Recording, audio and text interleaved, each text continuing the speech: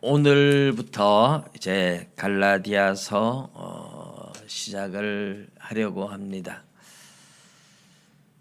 전에 나훈아 씨에 대해서 제가 한번 이렇게 이야기를 들은 적이 있는데, 나훈아 그럼 뭐 우리나라 트로트, 요즘 트로트가 또 대세라서 뭐 지겹도록 트로트가 나오죠. 근데 옛날에 우리나라 가수들은 미국에 한번, 요즘은 뭐 우리나라가 선진국이고 막 진짜 한류 바람이 불었지만, 옛날에는 미국에 가서 노래를 한번 하면 왕복 비행기 티켓 주고 약간의 개런티를 받고 그것도 그냥 감사하고 굽신거리고 오는데, 미국의 가수들 한번 부르면 얼마나 까다롭게 구는지. 그래서 그런 시절에 이제 나훈아를 불렀대요. 나훈아가 가봐야 뭐 그렇게 대접받을 건데 하고 나훈아를 만나러 왔는데 안 만나줬대요. 몇 번 안 만나주니까 또 왔더래요. 그래서 어차피 가다고 뭐 제대로 대접도 못 받을 건데 한번 큰 소리를 한번 치고 고추장 자존심이나 세우자 이래가지고 미국 사람 만났답니다. 그래가지고 이제 요구 조건을 얘기를 했대요. 나는 좀 귀한 몸이라서 공항에 내려서 그 부르는 초청한 호텔에까지 나는 차를 못 타고 간다. 헬기 대기해라.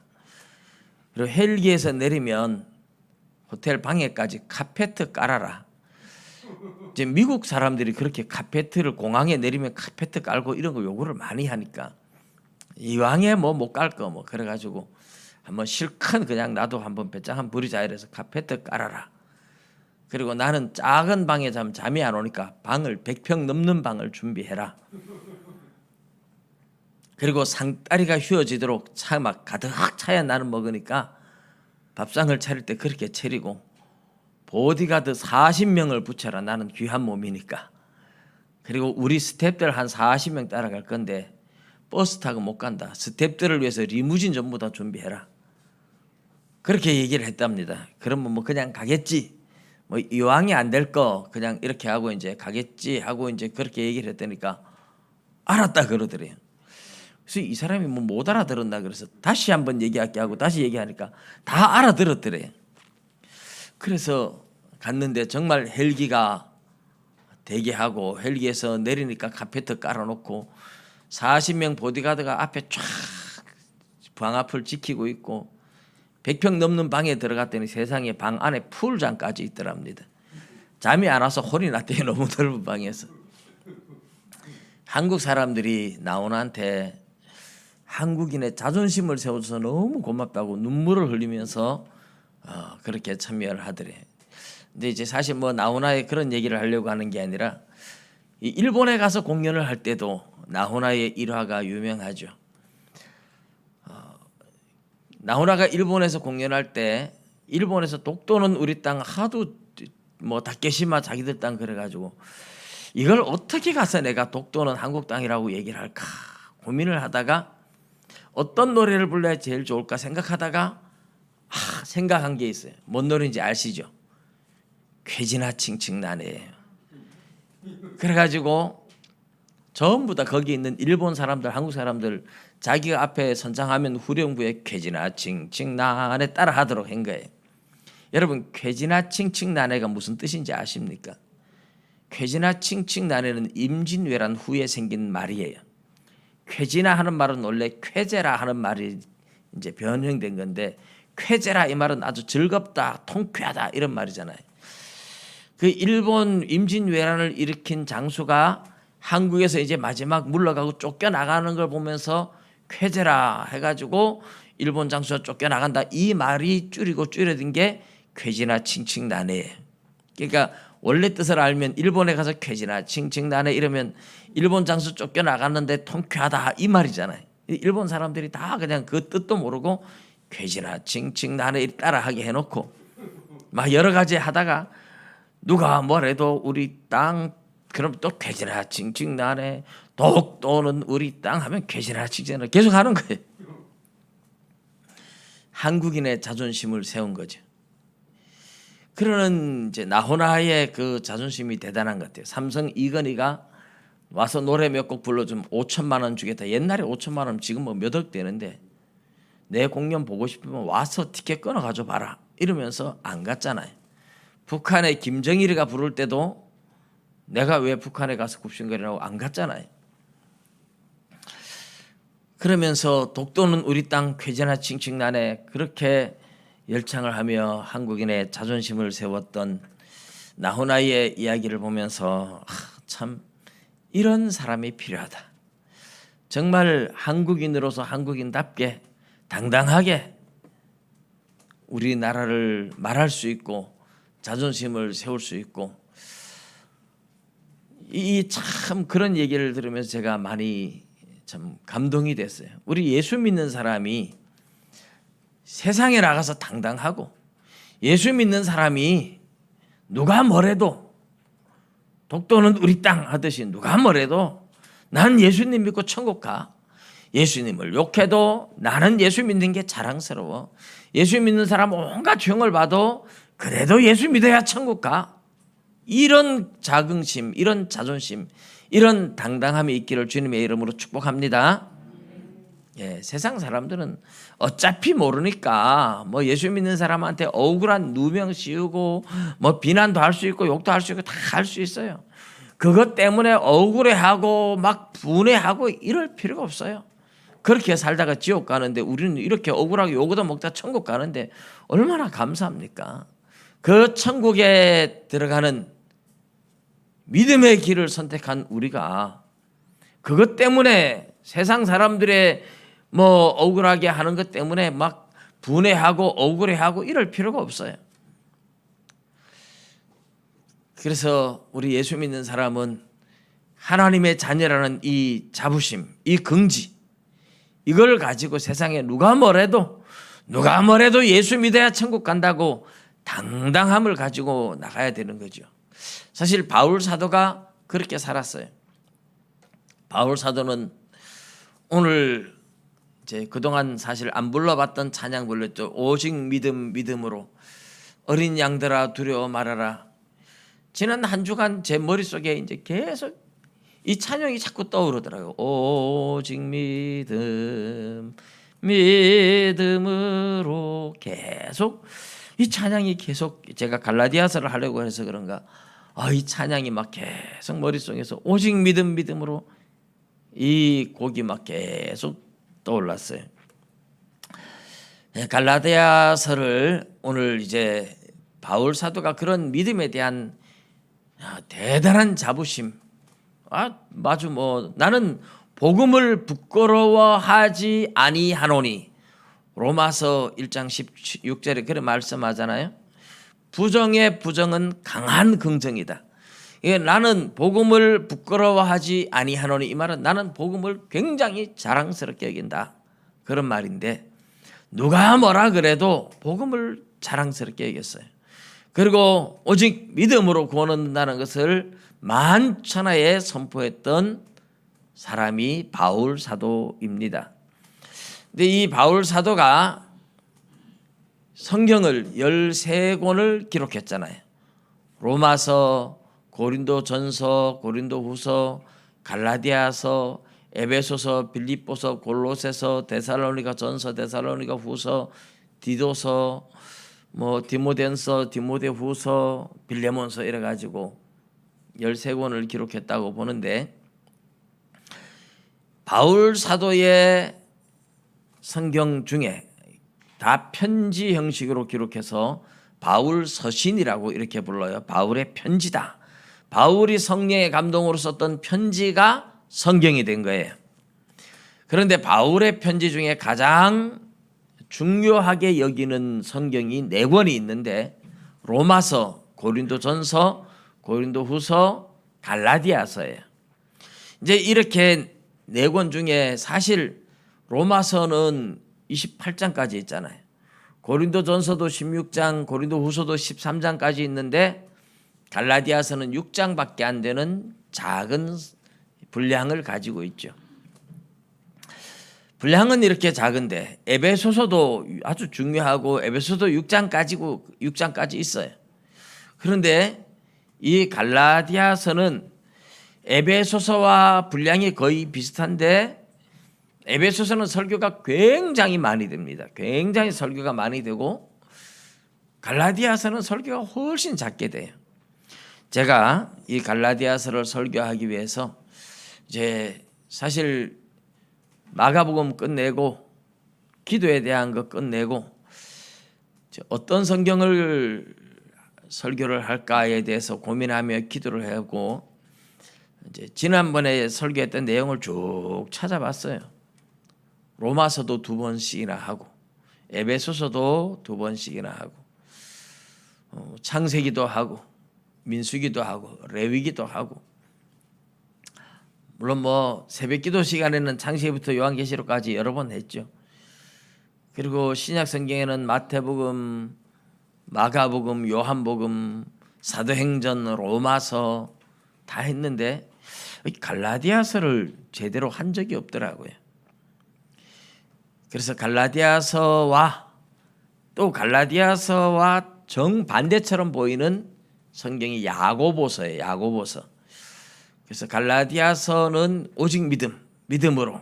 근데 야고보서는 행함이 없는 믿음은 죽은 것이라고 행함을 또 굉장히 강조해요. 마치 두 개가 모순처럼 보여요. 그래서 종교개혁자 마틴 루터가 나는 갈라디아서와 약혼을 했다 이런 말을 했어요. 갈라디아서가 바울 사도가 갈라디아 교인들과 막 편지를 쓰는데 싸우듯이 막 글을 썼기 때문에 전투서신이라고 불러요. 전투서신. 그런데 그 기질도 루터는 자기하고 아주 딱 맞다는 거예요. 종교개혁을 하면서 막 늘 싸우잖아요. 논쟁을 하잖아요. 갈라디아서는 나하고 기질도 똑같고 내 부인과 같다. 나는 갈라디아서와 약혼했다. 이렇게 루터가 이야기를 했는데 그러나 루터가 야고보서는 행위를 강조하니까 그냥 완전히 쓰레기 취급을 하고 쓰레기 복음이다. 이런 식으로까지 심하게 야고보서를 무시를 했어요. 근데 사실 갈라디아서와 야고보서가 조화를 이루도록 성경은 이 조화가 맞아 들어가야 되잖아요. 그래서 이 조화를 이루는 설교, 제가 갈라디아서와 야고보서를 연결해서 설교할 생각입니다. 근데 그동안 갈라디아서를 왜 하지 않았느냐 생각해 보니까 믿음에 대한 이야기가 로마서가 너무 잘 나와 있잖아요.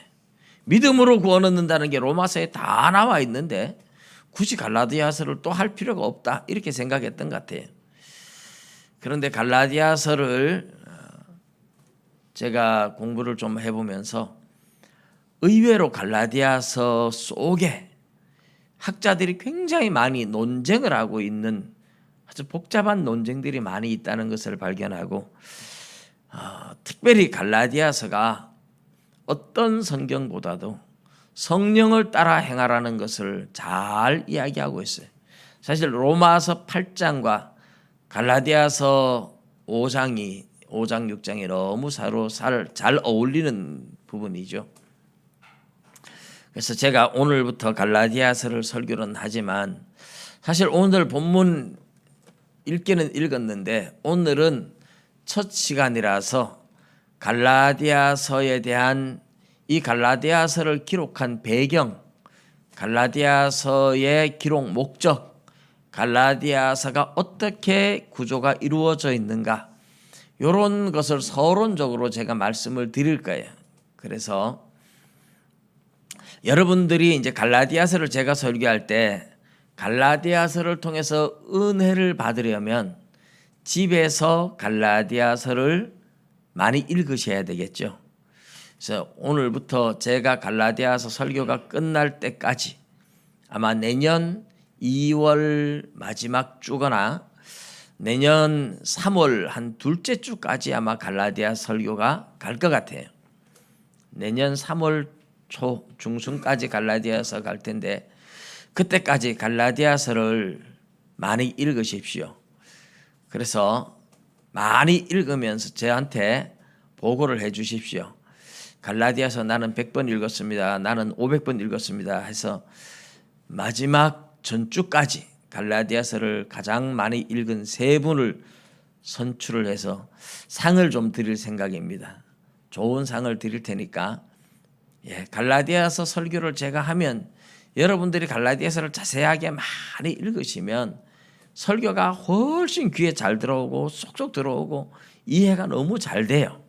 그래서 제가 갈라디아서를 설교하는 동안 6장까지밖에 안 되니까 평소에 읽는 성경 외에 하루에 한 번 정도씩만 읽어도 적어도 한 200번 이상은 충분히 읽는다. 그래서 여러분 갈라디아서를 오늘부터 스타트 해가지고 갈라디아서를 같이 읽으십시오. 저도 설교를 하는 동안은 적어도 그 성경을 100번 정도씩은 읽는 편입니다. 근데 저도 이번에는 100번을 넘게 읽을 생각인데 저도 한 200번 이상은 읽을 생각인데 갈라디아서를 많이 읽으셔서 은혜를 받으시기 바랍니다.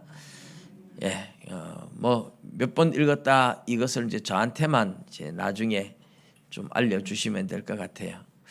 이제 갈라디아서의 배경, 갈라디아 지역이 어딘가? 바울 사도가 갈라디아 교회를 언제 세웠는가? 언제 전도하고 언제 세웠는 교회인가? 어떤 교회인가? 이 배경을 조금 우리가 지도를 한번 보면 좋겠어요. 우리 영상실에 지도가 혹시 준비됐는가 모르겠어요. 갈라디아서 지도. 저기 보이는 그 선을 그대로 빨간 원을 그렇게 해 놓으십시오. 저 지도가 어디냐 하면 바로 터키예요. 오늘날 터키.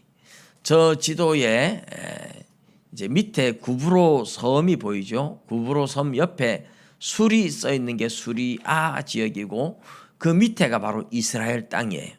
이스라엘 땅에서 북쪽으로 쭉 올라가서 서쪽으로 딱 가면 바로 터키죠. 터키인데 저 지도를 지금 잘 보십시오.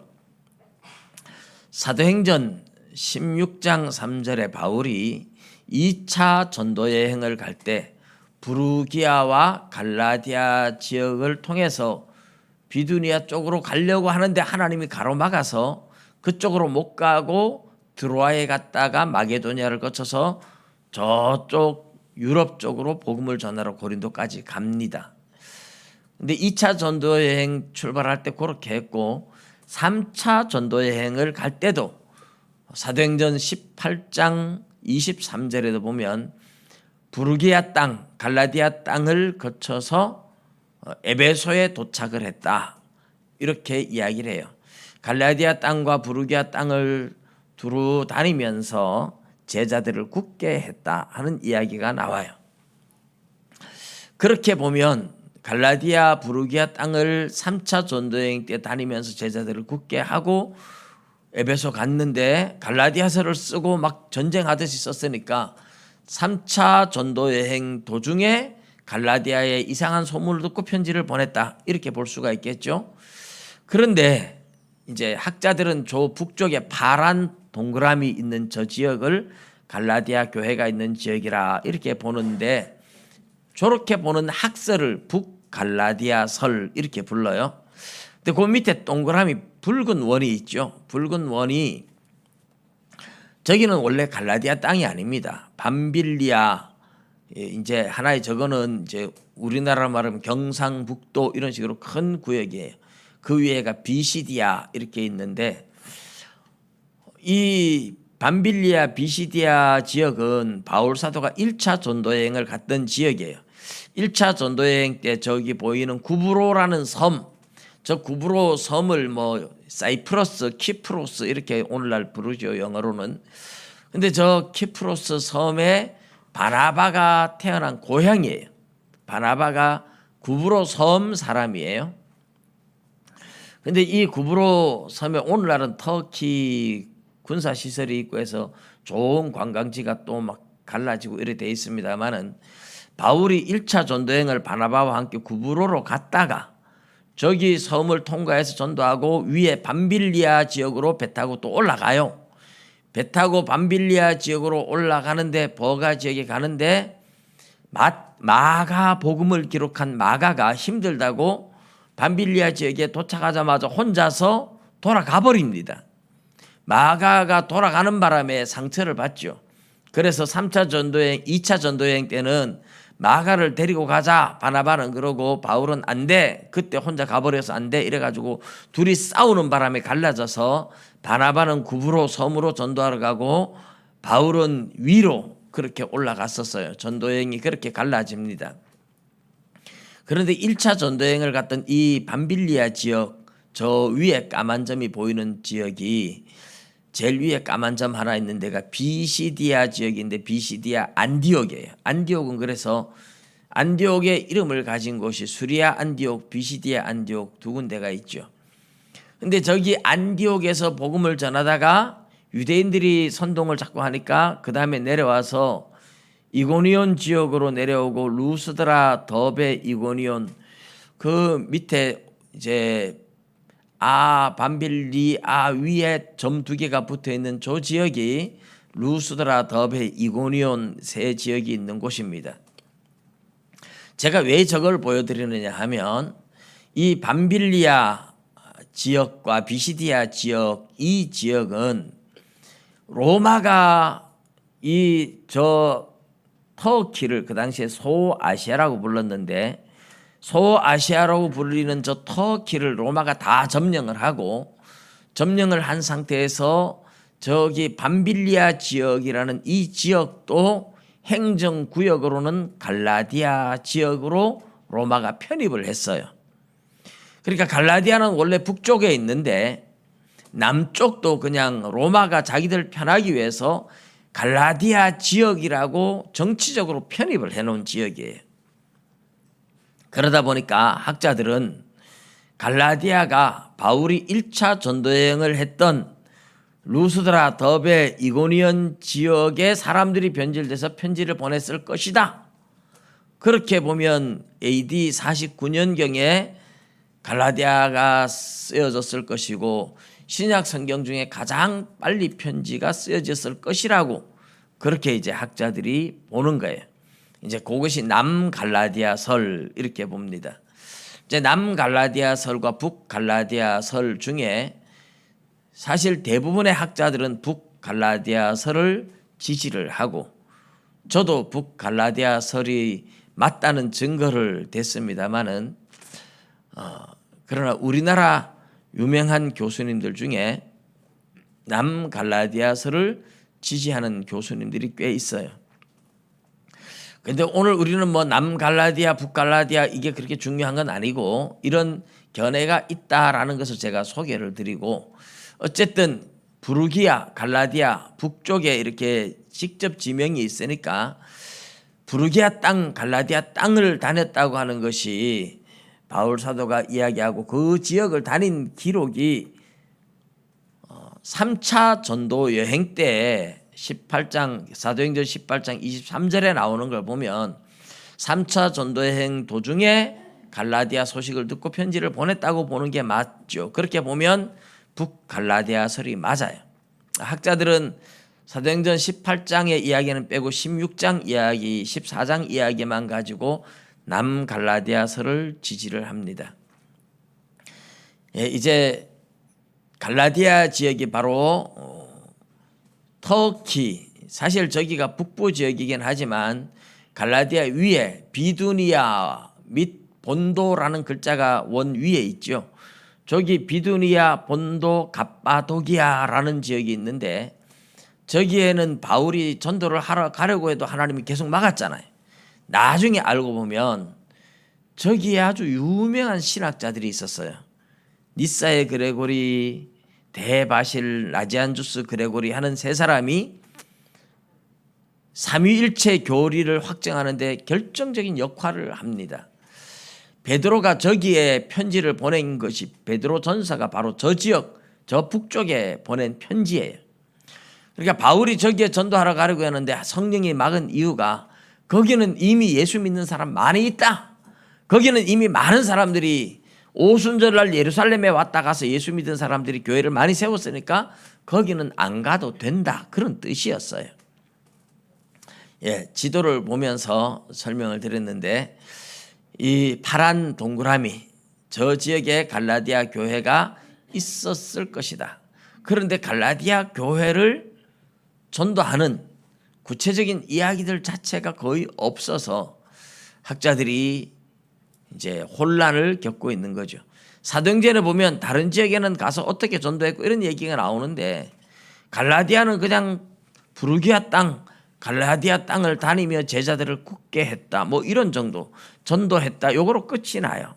그래서 거기에는 왜 자세하게 기록이 안 돼 있는지 모르지만 그 갈라디아 교인들한테 편지를 보내는 갈라디아서를 통해서 그 지역에 대한 많은 정보를 우리가 이제 보게 될 겁니다. 예, 이제 지도를 이제 거두어 가셔도 됩니다. 감사합니다.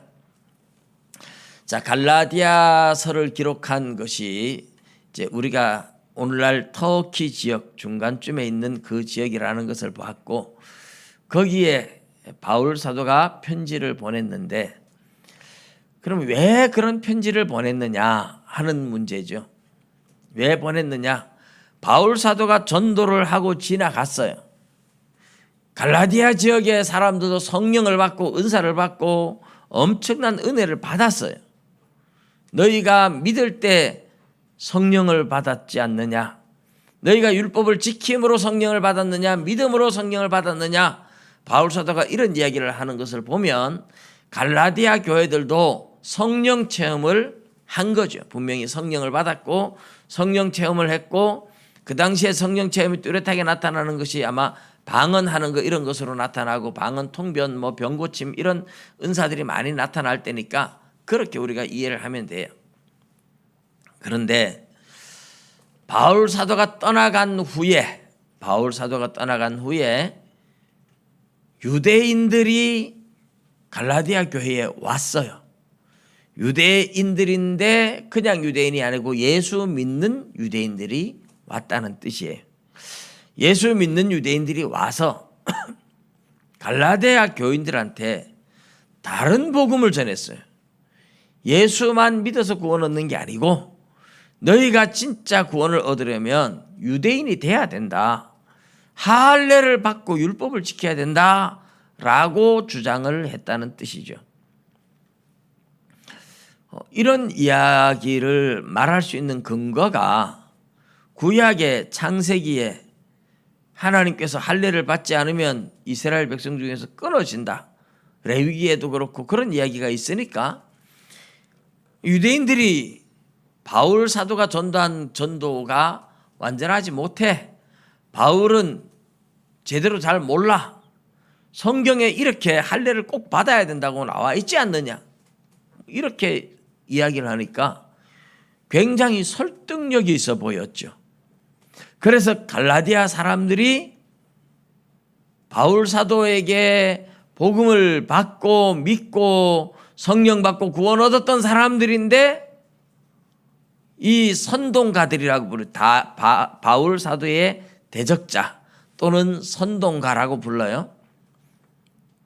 이 선동가들의 말에 속아서 할례를 받기 시작하는 거죠. 이 소식을 바울이 들은 거예요. 바울이 깜짝 놀란 거죠. 그래서 이제 바울이 갈라디아에 편지를 보내고 있어요. 내 말이 내가 너희들한테 전한 복음이 맞다. 내가 너희들한테 전한 복음이 가장 정확하다. 내가 전한 복음 외에 다른 복음을 전한다면 하늘에서 온 천사라 할지라도 저주를 받을지어다. 이렇게 아주 굉장히 강력하게 이야기를 해요. 그런데 사실 예수를 믿으면 할례를 받으면 절대로 안 되느냐? 사실 그것도 아니에요. 단순히 할례를 받는 것 때문에 바울이 난리가 난 건 아니에요. 이 갈라디아서 6장 끝에 가서 보면 바울 사도 그 얘기해요. 할례나 무할례나 아무것도 아니다. 할례를 받아도 되고 안 받아도 되고 그게 우리의 구원과 상관이 없다. 오직 믿어야 되는 거다. 그러니 할례를 받는 것도 안 받는 것도 그건 아무것도 아니다. 그런데 바울이 그렇게 말하면서 할례 받는 것 때문에 바울이 그렇게 길길이 날뛰겠습니까? 사실 바울 사도가 2차 전도여행을 갈 때 1차 전도여행 때 그 루스드라 더베 이고니온 지역을 전도했잖아요. 근데 거기에서 디모데를 데리고 갑니다. 근데 디모데를 데리고 가는데 사람들이 엄마는 유대인이지만 아버지는 헬라인인 걸 알기 때문에 디모데가 할례 안 받았다, 그걸 다 알아요. 바울이 데려가면 할례 안 받은 사람 데려간다 이래서 가는 곳곳마다 그것 때문에 시비가 걸릴까 봐, 괜히 복음 전하는데 별거 아닌 것 때문에 시비 걸릴까 봐 바울 사도가 시비를 없애려고 디모데를 데려다가 할례를 해요. 그래서 바울 자신이 디모데를 데려다가 할례를 받게 만들었어요. 할례 받으라고, 예수 믿고 은혜 받고 구원 받았는데도 복음 전하는데 혹시라도 걸림돌 될까 봐 일부러 자기가 할례를 받게 했잖아요. 그러면 갈라디아 교인들이 예수 믿는데 할례를 받으면 좀 더 좋다 해서 할례 받았다고 해서 바울이 그렇게 난리를 칠 이유는 없거든요.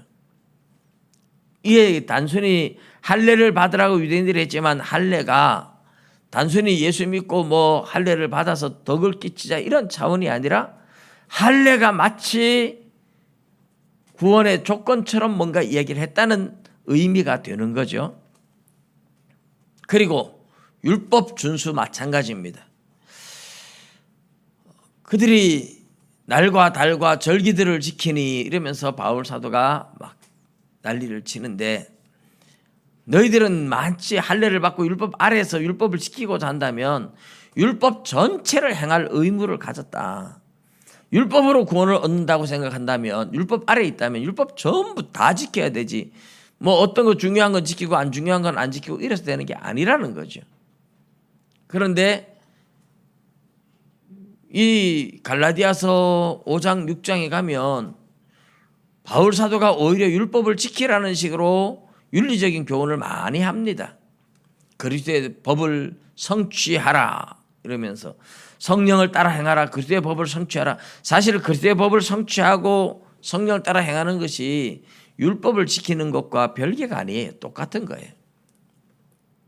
그런데 바울 사도는 율법을 지키는 것에 대해서, 할례 받는 것에 대해서 갈라디아 교인들한테 이렇게 흥분하다시피 난리가 나는 이유가 뭘까?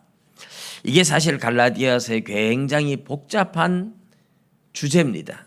이것 때문에 굉장히 학자들 간에 많은 논쟁을 하고 있어요.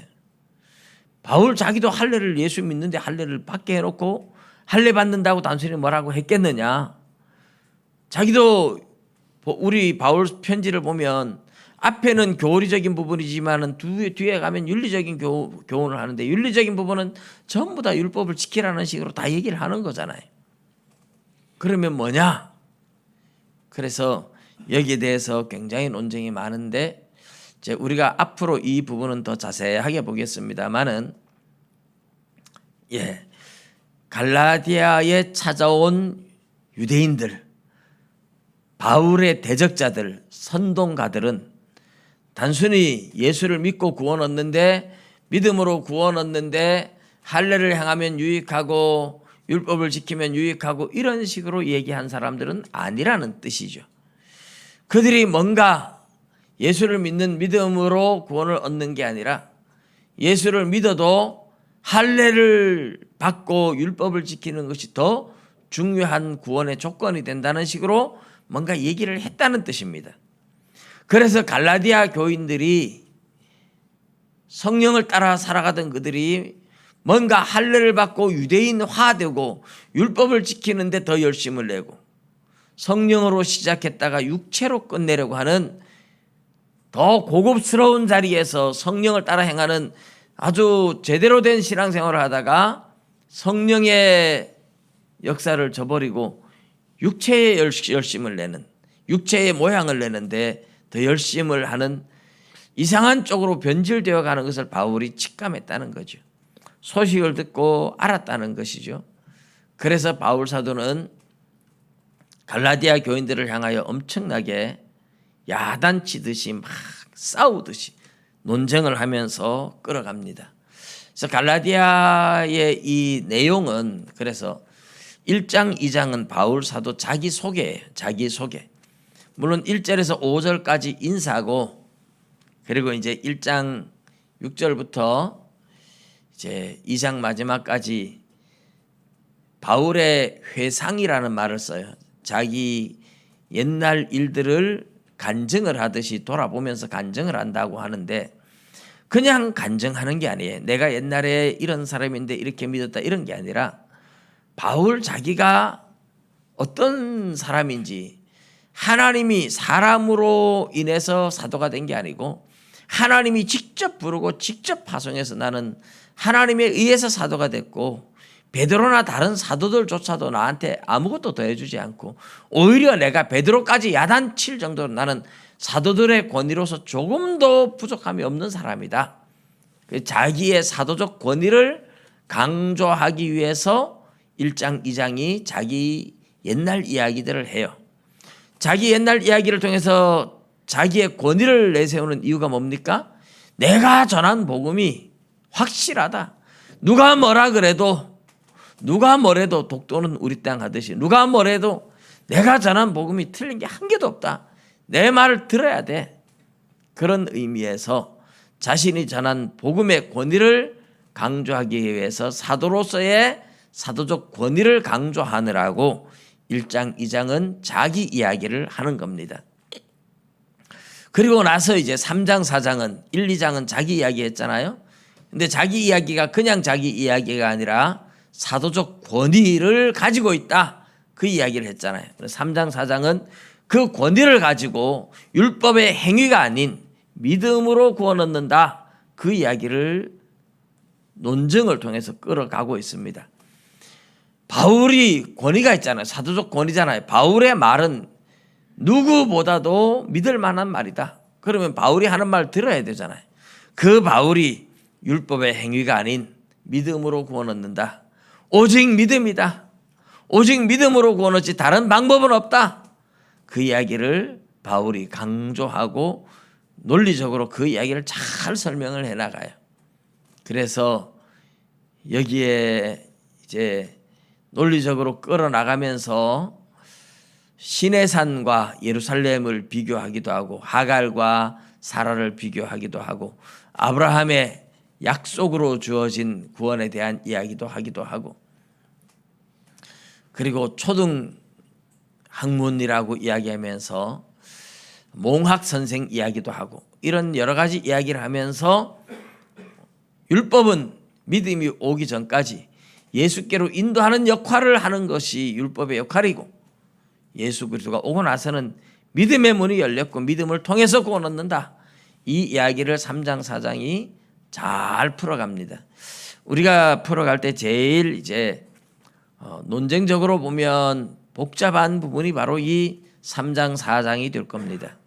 그리고 5장과 6장은 이제 성령을 따라 살아가라는 이야기를 하는데 윤리적인 교훈이라고 얘기하죠. 많은 사람들이 3, 4장은 믿음으로 해놓고 5, 6장은 갑자기 행함을 강조하면 어떻게 되느냐. 서로 모순이다, 안 맞다 이런 얘기를 하는데 오직 믿음으로 구원을 얻지만 믿음으로 구원 얻는 성도의 삶의 모습은 당연히 성령을 따라 행하는 것이다. 그 이야기를 하고 있죠. 그래서 단순한 율법의 행위가 아니라 우리가 성령을 따라 살아가는 삶이 무엇인지에 대해서 오늘 우리 성도는 정말 오늘날 우리 성도의 신앙생활은 성령을 따라 살아가는 것이거든요. 근데 성령을 따라 살아간다는 말이 무슨 말인지 이해를 못하고 성령을 따라 살지 못하는 경우들이 너무 많아요. 그래서 여러분 이 갈라디아서를 설교하는 동안 성령을 따라 살아가는 것이 이런 것이구나 하는 것을 확실하게 이해를 하시고 이제 성도답게 살아가는 법을 배워야 됩니다. 갈라디아서를 읽으실 때 꼭 곁들여서 읽으면 좋은 것이 로마서 8장입니다. 로마서 8장을 같이 곁들여서 읽어주시면 여러분 훨씬 유익할 줄 압니다. 그래서 우리는 오늘부터 갈라디아서를 읽기 시작하고 갈라디아서 설교를 들으면서 마지막 시대에 우리가 살아가는 성도의 삶은 확실하게 구원 얻는 믿음의 삶은 뭔가 하는 걸 배워서 저와 여러분 한 사람도 이렇게 오랫동안 교회를 다니고 예수 믿었는데 구원에서 낙오되는 낙오자가 하나도 없어야 되잖아요. 난 교회 다니는데 천국 못 간다. 이것보다 억울한 게 어디 있겠어요. 그런데 내가 교회를 다녔는데 천국 가는 방법을 난 잘 몰랐다. 그거는 누구의 책임입니까? 여러분의 책임일 수도 있고 목사의 책임일 수도 있어요. 목사가 제대로 안 가르쳐서 몰랐다 그러면 목사의 책임이죠. 그래서 제가 하나님 앞에 가서 책임을 면하기 위해서 이 갈라디아서를 통해서 확실하게 믿음으로 구원 얻는다는 말이 무엇인지를 확실하게 함께 나누려고 합니다. 여러분 모두가 하나님의 자녀, 예수 믿고 나는 천국 가는 하나님의 자녀라는 긍지와 자부심을 가지고 당당하게 세상을 살아가시면서 그 믿음으로 구원 얻는 것이 무엇인지를 더 확실하게 알기 위해서 이 갈라디아서를 오늘부터 시작해서 열심히 읽고 자세하게 읽고 아예 뭐 할 수 있으면 다 암송해 버리시고 다 외우시고 그래서 갈라디아서를 통해서 믿음의 세계가 활짝 열려지는 저와 여러분 될 수 있기를 주님의 이름으로 축복합니다. 축복합니다. 감사합니다. 기도드리겠습니다.